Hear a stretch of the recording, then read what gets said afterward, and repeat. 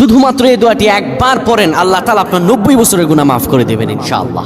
আপনার 90 বছরের গুনাহ মাফ হয়ে যাবে যদি মাত্র এই দোয়াটি যদি একবার পড়তে পারেন। আপনার ভাগ্য খুলে যাবে, রিজিকে বরকত আসবে, মনের ন্যাক আশা পূরণ হবে, আল্লাহ আপনার সব দোয়া কবুল করে দিবেন। সুবহানাল্লাহি ওয়া বিহামদি।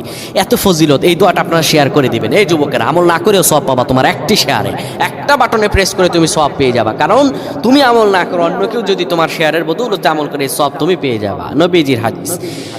আমার ভাইয়েরা, আল্লাহর কাছে দোয়া করা, আল্লাহর কাছে দোয়া চাওয়া, এটি হলো মুমিনদের কাজ। আমার আল্লাহ বান্দাকে বলেন, বান্দারে উদউনি আস্তাজিব লাকুম, আমার কাছে চাও, আমার কাছে চাইলে আমি আল্লাহ তোমাকে দিয়ে দিব।